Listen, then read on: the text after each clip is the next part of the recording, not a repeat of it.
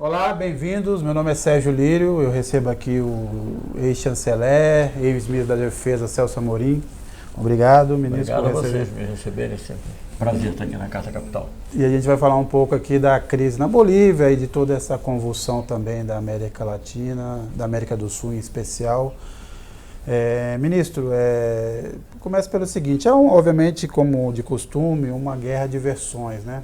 Tem vários analistas, alguns deles brasileiros, embaixadores também, que estão dizendo que o que aconteceu na Bolívia não foi um golpe, foi um levante popular. É isso mesmo? Se não for golpe, eu não sei o que é golpe. Você chega ao chefe militar e diz assim, recomendo que você renuncie. Gente, o cara está cheio de arma. O outro não tem arma nenhuma. Isso não é recomendação, isso é uma imposição.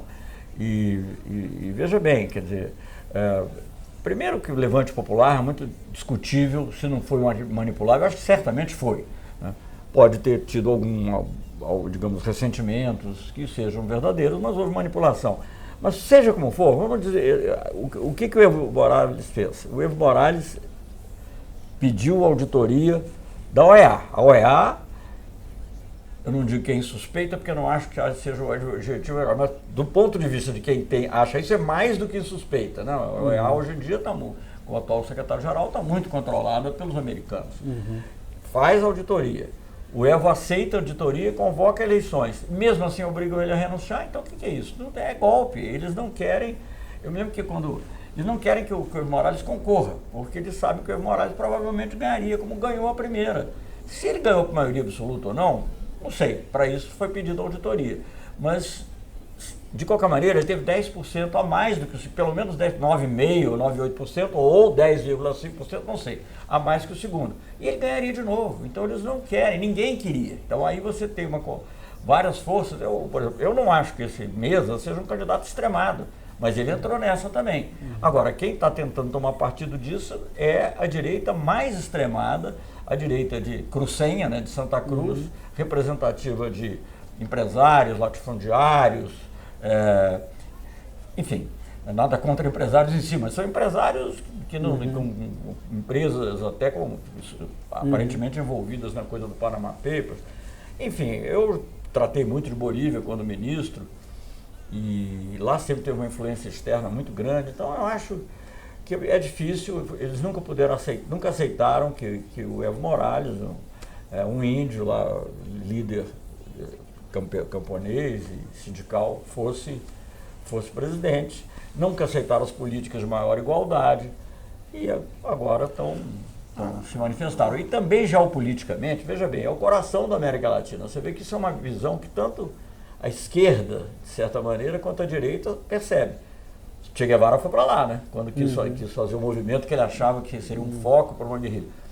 Claro, os Estados Unidos agora, os interesses americanos, vendo que a Bolívia estava se abrindo, discutindo com outras pessoas, até com a Rússia, né? Estava vendo até no noticiário agora, não sabia, mas com outros países todos, eles resolveram agir. O senhor acha que teve uma influência americana? Eu não tenho dúvida. Não posso dizer que foi dessa maneira, que o Steve Bannon deu essa ordem. Não sei, essas coisas não sei, mas a influência lá é permanente. Quando nós vimos a crise de 2008, eu acho que foi em 2008 que o embaixador americano foi expulso, ou foi um pouco antes. Foi uma daquelas muitas crises que eles viveram, quer dizer, expulso, enfim, pediram que ele saísse, os americanos ficaram lá com encarregado de negócio muito tempo, não sei quanto tempo. Porque havia o envolvimento deles com a oposição, e é uma oposição sempre conspirativa. Não é uma oposição assim, participa das eleições, perde e conspira. Agora, ministro, o senhor consegue entender o tamanho do ódio que essas manifestações na Bolívia estão expressando? Partindo do seguinte princípio, o Evo Morales governou ali durante 14 anos, a Bolívia teve uma média de crescimento de 5%.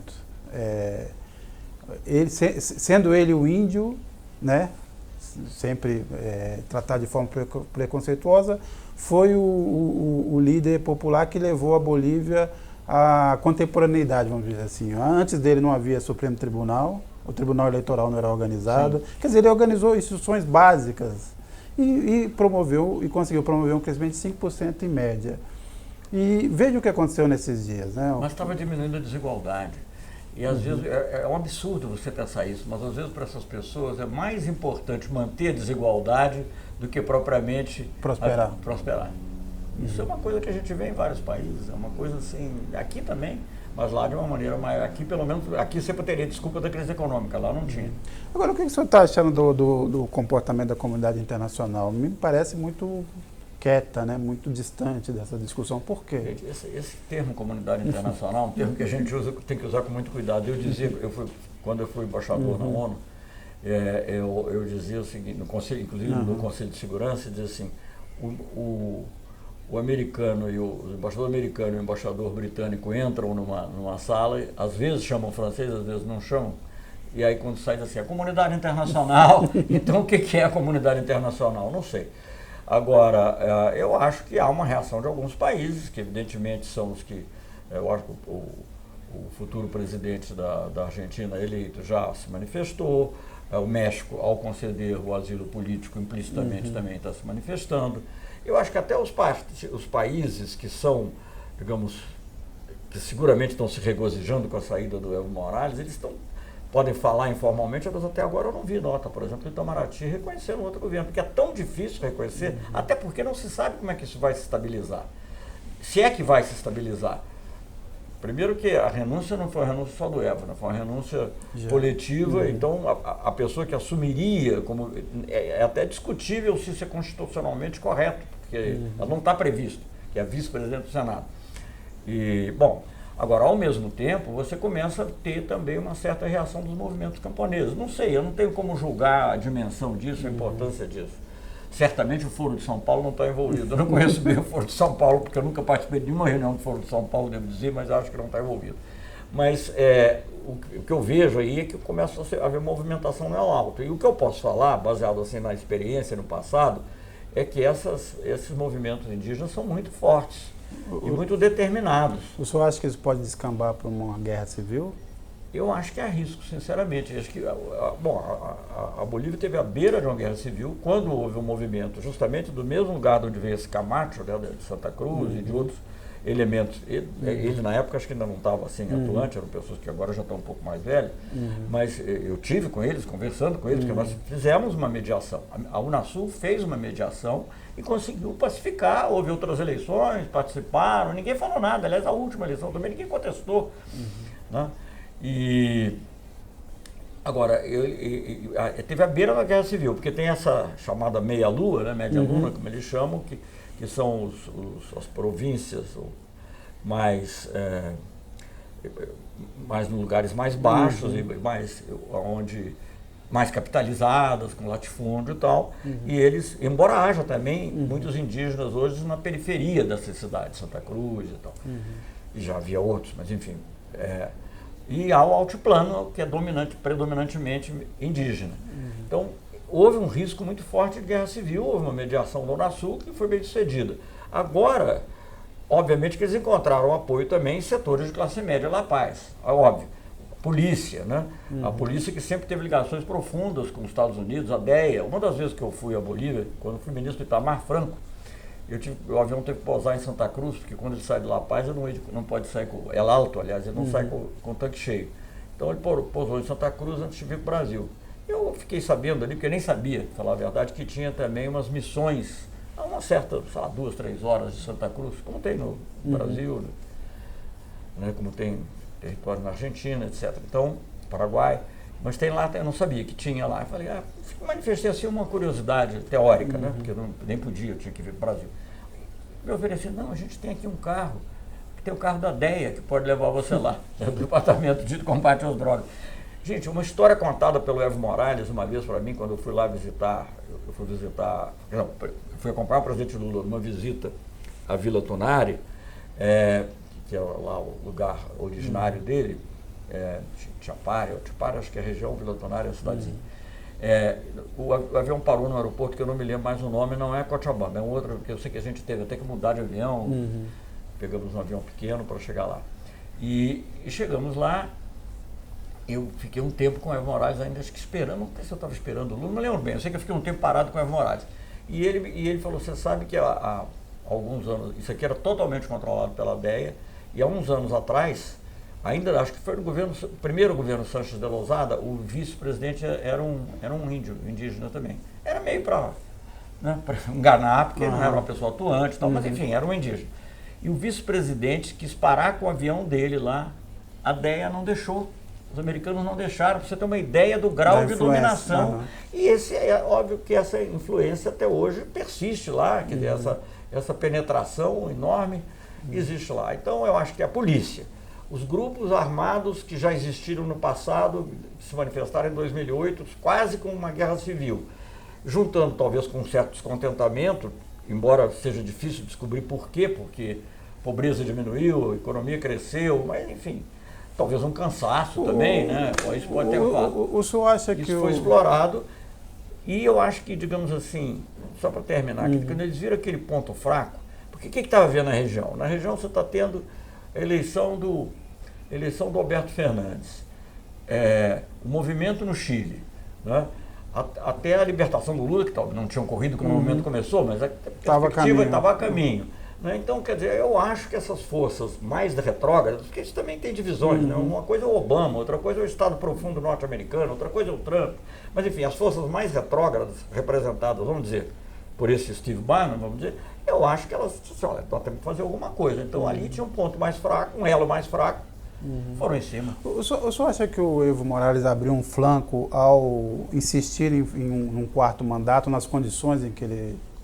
Olha, eu sinceramente, quer dizer, olhando de fora, isso é muito difícil dizer, de fora eu acho que era um erro. Eu acho que quando ele fez o plebiscito, se ele tivesse ganho o plebiscito, tudo bem, não ganhou. Eu acho que apelar lá para encontrar uma tecnicalidade jurídica não foi o acerto. Teria sido preferível naquele momento ele negociar, encontrar uma outra liderança. Ele teria encontrado uma liderança indígena, forte também, acho que teria que ser um indígena, provavelmente. E pronto, e seria melhor. Agora, veja bem, também não são muitas as pessoas que são capazes ali de unir, porque aquilo, é como eles mesmos dizem, é um Estado plurinacional. Você pensa indígena, uma coisa branca, não, indígena tem muitos problemas. Uma das vezes que eu visitei lá a Bolívia como ministro da Defesa, eles estavam tendo um problema muito sério, porque alguns indígenas, que segundo o governo estavam sendo manipulados, estavam impedindo a construção de uma estrada, né, contra o governo, cujo chanceler também era indígena, ele que estava me explicando isso. Então, não é uma coisa simples. O Evo era uma figura unificadora, embora houvesse pessoas que discordassem e tal, ele era uma figura mais unificadora. Gente, essas coisas são difíceis. Eu acho que aqui no Brasil, por exemplo, nós fizemos tudo certinho. Não houve cerceamento da liberdade de imprensa. Aliás, na Bolívia, que eu saiba, também não houve isso. Mas, digamos, não houve cerceamento da liberdade de imprensa, ninguém foi preso. O Lula, o Lula poderia ter feito a emenda constitucional que o Fernando Henrique fez para ter o segundo mandato, ele poderia ter feito até o terceiro, ele teria aceito, mas não tem ninguém dúvida de que teria aceito. Não fez nada disso. Também, mesmo assim, os caras vieram em cima, sabe? Não tem muita saída. A saída é você continuar lutando, melhorando a autocrítica, porque se tivesse feito isso, derrubavam antes. E, obviamente, também é que a distância seria, em certa medida, até leviano fazer esse tipo de julgamento, mas você acha que o Evo Morales tomou a decisão correta ao renunciar? Isso é uma coisa difícil de julgar, gente. Eu não sei. Eu acho o Evo Morales muito atilado, ele é muito esperto, ele tem uma visão assim, política muito maior do que, digamos, um estereótipo que permitiria, o estereótipo que se faz permitiria ver. Até porque a gente teve experiência de negociar com ele, a gente sabe também que há um momento que ele vê que tem que negociar. Então, eu acho que ele deve ter feito lá uma avaliação de que... Eu acho o seguinte, ele não se preparou para essa eventualidade. Ele não achou que isso ia acontecer. Ele estava tendo eleição, ele fez, o pessoal reclamou muito, ele concordou em pedir auditoria, o que mais você pode pedir? Ele não podia imaginar que isso chegaria ao ponto que chegou, porque no fundo o objetivo é esse, eles não querem ter um indígena como presidente, um indígena autêntico, pode ser um indígena assim que... Né? Então, e não querem, e essa elite, sobretudo de Santa Cruz, já ameaçaram inclusive de se separar. Na prática, quando eu acompanho isso de perto, aquela confusão de 2008 foi em torno de alguns referendos, porque tudo lá feito muito democraticamente, a verdade é essa, houve referendo em todas as províncias também. Mas nos referendos das províncias, tinha os referendos chamados autonômicos, né? Então, a busca de autonomia das províncias era uma coisa assim imensa, chegava ao ponto de criar uma alfândega, quer dizer, já era um passo quase que para separar do país, criar uma alfândega interna. Nós tivemos que dizer, por exemplo, o Mercosul, olha, nós não vamos reconhecer, não vamos negociar, não tem isso. Mas mesmo assim, então, quer dizer, ele não se preparou para essa eventualidade. O que ele poderia ter feito, não sei. Eu acho que, como muitos, quantas vezes já se não, as Forças Armadas são legalistas. O Allende também achou. Agora, ministro, o senhor acha que com esse cenário que nós temos na América do Sul nesse momento, o senhor apostaria ainda na existência do Mercosul? Quanto está arriscado essa aliança? Olha, o Mercosul é uma realidade inelutável. Eu acho que podem fazer o que fizer. Eu acho que podem até tentar, pode haver até um hiato aí, se o Guedes insistir. Eu fico espantado, gente. A gente está em São Paulo, não sei se aquela torre que a gente está vendo lá é da Fiesp, mas não sei. Mas, de qualquer maneira, eu fico espantado de ver a passividade da indústria brasileira, porque eu como ministro exterior, no caso brasileiro, o ministro exterior o Ministério Exterior é o encarregado principal das negociações comerciais, junto com outros ministérios, ele é o coordenador. Eu tive muito contato com eles e vi que, por exemplo, quando a gente estava negociando na Organização Mundial do Comércio alguma redução tarifária, era uma coisa, chegamos a um consenso, mas não era simples. Era muito menos do que o Guedes está propondo e era em troca de benefícios substanciais para o Brasil, sobretudo a questão dos subsídios agrícolas, mas também outras regras, antidumping, etc. Eu fico espantado com a passividade. Não há mais nada a defender aqui, a indústria já acabou. Diga, você que está em São Paulo, já acabou a indústria? Não tem mais indústria? O que é a Fiesp? Então, eu vou começar a vender a Fiesp. A Fiesp é presidida por alguém que não tem indústria. Pode comprar lá, como é o nome da coisa americana, o Manufacturing Association, pode comprar a Fiesp. Isso aqui já não aconteceu, né? Mas aqui, como é que o senhor vê esse cenário latino-americano, em especial da América do Sul? Quais são as ligações entre essas revoltas ou esses golpes? Quer dizer, Chile, só um, né? Bolívia, golpe, por enquanto, é só um. Eu acho que o que há de comum Peru, é o seguinte. Equador. O que há... Gente, essas coisas não são sincrônicas nem simétricas, né? Elas têm momentos diferentes. Na Bolívia você tinha um governo que já era anti-neoliberal, vamos dizer assim, não que fosse contra a empresa, tinha muita empresa lá, de todas as partes do mundo, mas enfim, que tinha uma política de forte presença do Estado, distributivista, etc. e tal, e agora a tentativa lá foi ao contrário, foi da direita, porque houve um momento de fragilidade. Agora, o que eu vejo, de um modo geral, se você pegar o que ocorreu no Equador, embora não sei ainda o que vai acontecer, consequências políticas maiores, mas o que aconteceu é um sintoma muito forte. No Chile, o que está acontecendo e que está ainda se desdobrando, porque eu vi o Pinheira falar em Congresso Constituinte, mas ao mesmo tempo vai ter uma greve geral, porque eles não estão satisfeitos nem com o que ele está propondo agora. E olha que ele está recuando. No começo disse que era uma guerra. Agora ele já aceitou mudar várias coisas na Previdência Social, aceita até a ideia de mudar a Constituição, que veio do tempo do Pinochet, que aliás é o sonho do Guedes aqui, que já falou que as instituições atrapalham, né? Disse alguma coisa, exatamente, não me lembro dos termos, mas... Bem, enfim, então o que está acontecendo no Chile e a vitória do Alberto Fernandes mostram, digamos assim, um refluxo em relação a essa onda de direita neoliberal que teve no continente agora nos últimos anos. O caso da Bolívia é o oposto, porque lá eles estavam ainda resistindo a esse neoliberalismo e no momento de fragilidade eu acho que a direita, não só neoliberalista econômico, mas coisa. Veja bem, não é uma coisa assim que eu estou imaginando. Steve Bannon, né, que é considerado, digamos assim, o grande mentor da direita, né, não é nem neoconservador, porque neoconservador perto deles é democrata, quer dizer, um super neoconservador, super conservador.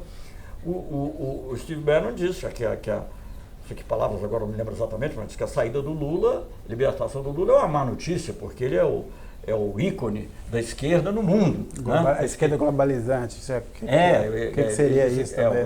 Exatamente, globalizante. Então eu acho que há um embate agora entre essas forças que são de uma ala muito conservadora, ligada ao capitalismo financeiro, ligado a esse pensamento de Steve Bannon, que é curioso, porque Steve Bannon é um católico, mas ele, para usar aqui, ele usa os evangélicos. Aliás, lá, o elemento religioso na Bolívia também teve importância, há muita influência evangélica também.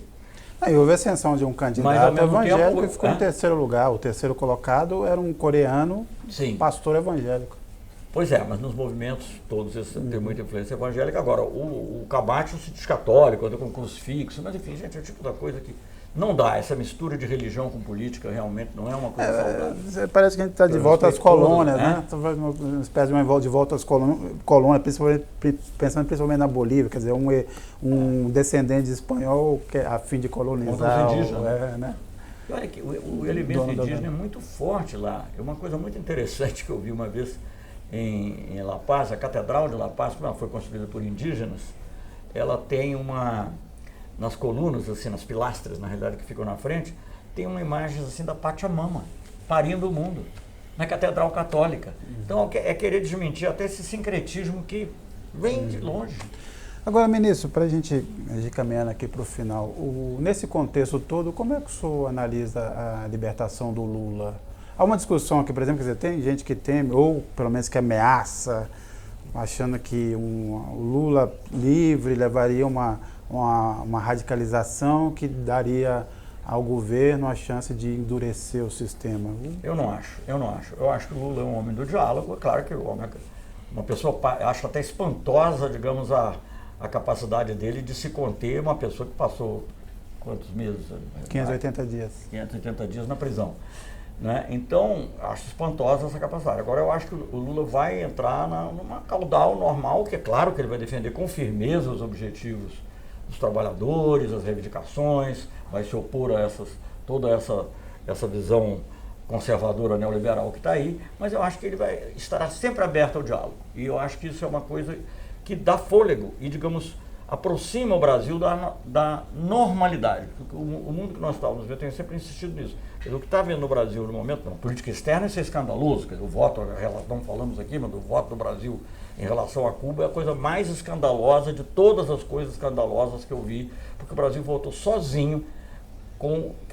Para você ver como isso é uma coisa absurda, só Estados Unidos, Israel e Brasil. Nem os pequenos países da América Central, lá que são ultradependentes dos Estados Unidos, os mais aliados dele, nem o Orbán, que é considerado um líder da extrema-direita, nada, nem a Arábia Saudita, que é aliada íntima e com quem o Bolsonaro diz que tem afinidade, ninguém votou contra. Só houve duas abstenções, uma Colômbia e outra que eu não me lembro nem quem é. Duas abstenções, acho que foi Moldávia, sei lá, um país.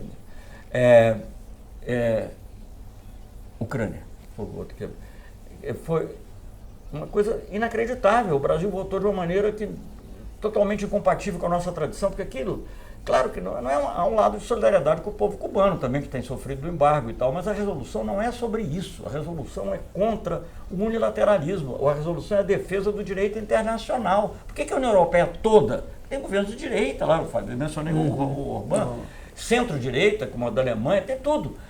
Por que eles todos votaram a favor? Porque é uma coisa racional. Nós adotamos um comportamento irracional. Então, estou dando um exemplo da política externa, porque é a área que eu conheço melhor. Mas em várias outras áreas, educação, cultura, o que está se fazendo com a parte de arte, cinema, é tudo uma coisa assim que o Brasil vive um momento de grande anormalidade. Eu acho que a volta do Lula permite um diálogo. Se alguém quiser conversar, tem com quem conversar diretamente. Não estou desfazendo a liderança do PT, nem dos outros partidos progressistas, mas ninguém tem a liderança nacional que o Lula tem.